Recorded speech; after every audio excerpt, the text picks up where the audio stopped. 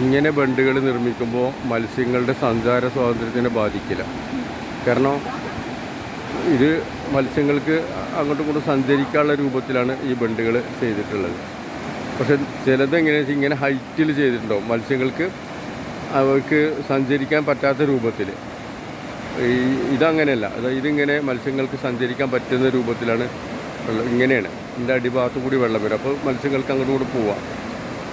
നമ്മളിപ്പോൾ പുതുതായിട്ട് ചില ബണ്ടുകൾ വരുന്നത് ഇങ്ങനെ ഹോളില്ലാണ്ട് അതിൻ്റെ മുകളിലൂടെ കയറി വരികയാണ്. അപ്പോൾ മത്സ്യങ്ങൾക്ക് അവർക്ക് അവരെ സഞ്ചാരപഥത്തിന് അത് ബുദ്ധിമുട്ടാക്കും. അപ്പോൾ പലതരം മത്സ്യങ്ങൾ നമുക്കിന്ന് എടുത്തു പോയിക്കൊണ്ടിരിക്കുകയാണ്.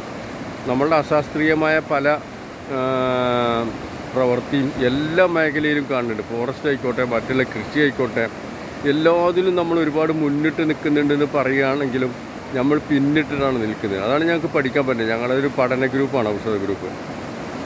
അപ്പോൾ നമുക്ക് എന്താ പറയുക, പ്രാക്ടിക്കലായിട്ട് കുറച്ച് കാര്യങ്ങൾ പഠിച്ച് മനസ്സിലാക്കേണ്ടതുണ്ട്. എസ് എ എഴുതാനായിട്ട് പഠിക്കുന്നത് വേറെയുണ്ട്.